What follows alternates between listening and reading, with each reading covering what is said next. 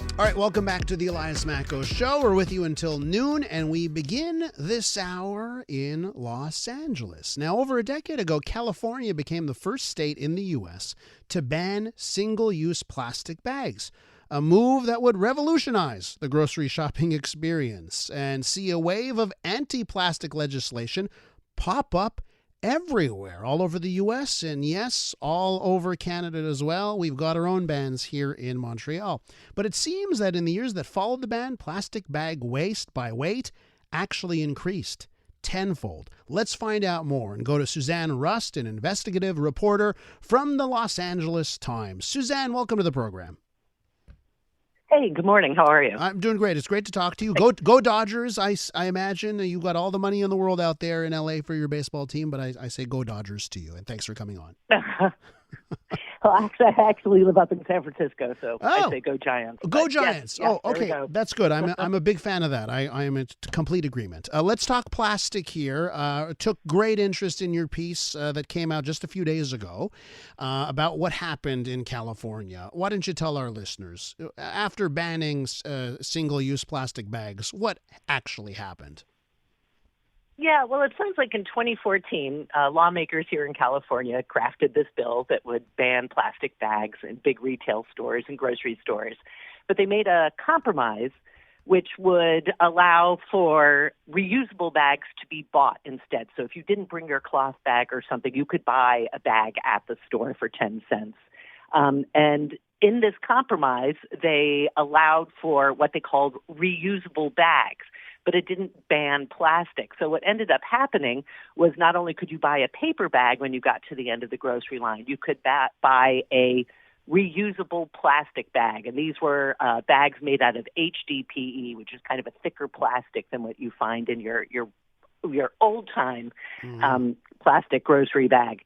And particularly, so it was fascinating. So in 2016, there were still very few of these bags around, and if you started looking at the weight of plastic bags in our litter, the weight actually went down. But then COVID hit, and suddenly it skyrocketed. And producers across the country started selling these bags to California, and now we actually have more weight by plastic bag in our litter than we did before this law was enacted. Now, is that problem fixable by, changing the rules, changing the regulations, or are we trying to do the impossible, which is change human nature?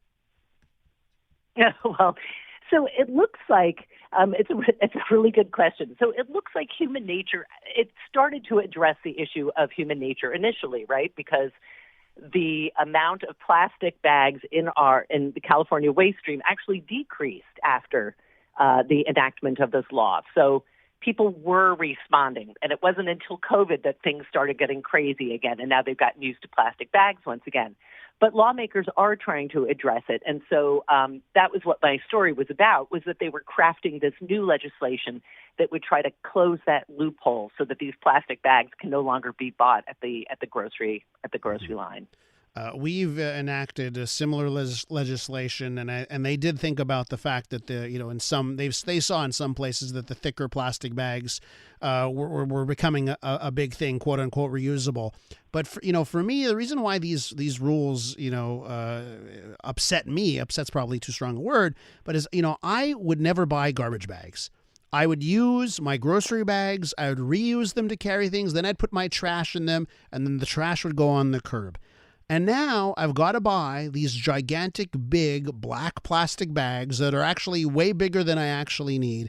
And now I'm spending money and time on just different types of plastic. And I wonder if there's anything on that end that you saw in California that we've seen over the last decade in California. Well, they did pass in California a law here. It's a producer responsibility law, which will start to decrease the amount of single-use plastics we have. But until we can get the recycling companies and others to actually go out and ban those big, thick, black plastic bags that we put into our litter, those are going to continue to happen. So yeah, we don't have laws about that part in particular yet. Although the single use, now they think about it, the single use plastic law may actually address that, but it's gonna take time. And again, to your point, it's going to take changes in consumer behavior. I mean, I think everybody is so used to putting it in their trash bags. I mean, in their garbage receptacles in their kitchens, in their backyards. So it's really going to take some consumer behavior change. With Susanne Rust, an investigative reporter specializing in environmental issues for the Los Angeles Times. Susanne, the perspective that I think a lot of people get who aren't in California is that, California, there's lots of rules and regulations and government, trying to come up with laws and regulations on just about everything. Is that more perception, or is that actually reality? How would you describe, whether it's the plastic bags or other environmental issues there, the type of rules that you see in California? Well, I would say it's a combination. There are definitely a lot of regulations in California. And this plastic bag example is one of those, right? So there was this legislation that was created to staunch the number and the amount of plastic bags we had in the environment, but it created this loophole. So now another law is being enacted to address it. Yeah. It seems like there are quite a few of those, and the thing about this producer responsibility law that I was talking about is the idea that there will be one sort of superseding law that will then sort of minimize the rest of those. They'll all sort of fall under. But until that happens, there are little laws here and there, and trying to keep a handle on what is legal and what isn't, I think, is probably a real headache for not just companies trying to do business in California when it comes to this stuff, but for consumers. And here in Montreal, they banned single-use plastic. Then they banned the thicker ones, the ones that are causing the problems there in California. Those have been banned as well, the thicker plastic. But now what I see when I go to the grocery store or the pharmacy, what they are offering is this thin fabric material. And I don't know exactly what it's made of, but it's a fabric. It's very thin. That has now become the alternative. And I've heard from people that there's an environmental impact to making that, because everything has an environmental impact. So what if a new law comes through and it really, clamps down on all types of plastic, is there a worry that, industry and business will just come up with something else that could be equally bad or worse? I think that's always the concern, right? And sometimes with the best of intentions, these things aren't foreseen. And so, yes, I think that is always a concern. And this, again, was an example of that happening. They thought they had it covered. Yeah. They thought they knew what was going to happen, and they were wrong. But you see this happen everywhere. You see this happen when, companies are told not to, use certain chemicals and products anymore. Well, those chemicals go away, but then a new chemical comes in. So that is definitely a concern. And Susanne, before I let you go, and I'm going to direct everyone to the Los Angeles Times website to read your piece, but if you could tell our listeners, 10 years later, 10 years of the war on plastic bags and single-use plastic, what was at the end of the day, how much did it increase in California?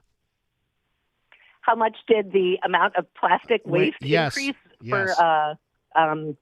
Well, I think it was, 47% more between, it was a 47% jump between 2016 and 2022. And that's not population based. This is like even take out the increase in population, still an increase. That's correct. So the population increased, and back in 2016, it was something like 4 tons per 1,000 people. And by 2022, it was closer to 6 tons per 1,000 people. What an interesting problem dilemma. Susanne, I got to leave it there. Thanks so much for joining us. Go Giants. Yeah, thank you. Thank you for having me. Susanne Rust from the Los Angeles Times.